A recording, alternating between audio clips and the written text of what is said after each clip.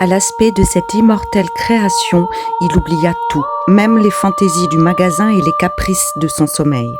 Il redevint homme, reconnut dans le vieillard une créature de chair, bien vivante, point fantasmagorique, et revécut dans le monde réel. La tendre sollicitude, la sérénité du visage divin influèrent aussitôt sur lui. Cette peinture inspirait une prière, commandait le pardon, tuait l'égoïsme, réveillait la charité. Le triomphe de Raphaël était complet, car on oubliait le peintre. Et partageant le privilège des enchantements de la musique, son œuvre vous jetait sous le charme puissant des souvenirs. « J'ai couvert cette toile de pièces d'or à 1 pied de hauteur, » dit froidement le marchand. « Eh bien, il va falloir mourir !» s'écria le jeune homme qui sortait d'une rêverie dont la dernière pensée l'avait ramené vers sa fatale destinée, en le faisant descendre par d'invisibles déductions d'une dernière espérance à laquelle il s'était attaché. «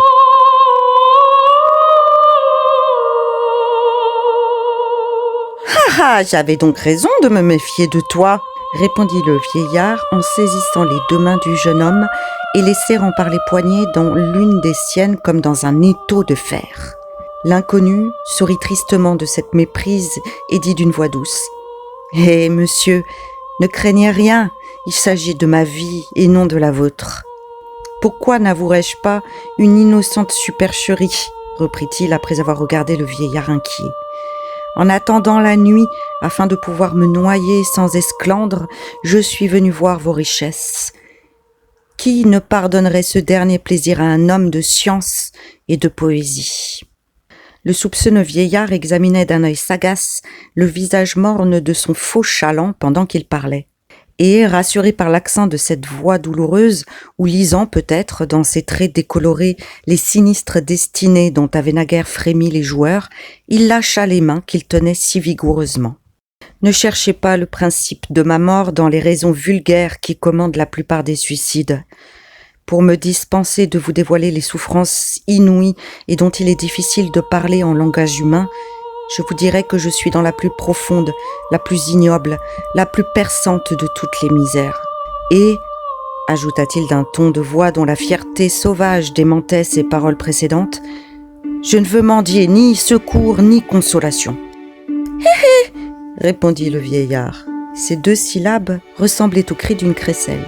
« Sans que je vous console, sans que vous m'imploriez, sans avoir à rougir, reprit le marchand, et sans que je vous donne 1 centime de France, un maravédis d'Espagne, une gazetta de Venise, un farcing d'Angleterre, un gorille d'Afrique, une roupie de l'Inde, un ré de Portugal, une gourde d'Amérique, un rouble de Russie, un denier hollandais, un paras du Levant, un tarin de Sicile, un croisat de Gênes, un gros de Genève, un LR d'Allemagne, une bajoque d'Italie, un batz de Suisse, une seule des sesterces ou des oboles de l'ancien monde, ni une piastre de nouveau, sans vous donner quoi que ce soit en or, argent, billon, papier, billets, hypothèque, annuité, rente, délégation ou apothéose. Je vous fais plus riche, puissant et considéré qu'un roi constitutionnel. Le jeune homme resta comme engourdi, croyant le vieillard en enfance. « Retournez-vous !» dit le vieillard, saisissant tout à coup la lampe pour en diriger la lumière sur le mur qui faisait face au portrait. « Regardez cette petite peau de chagrin !»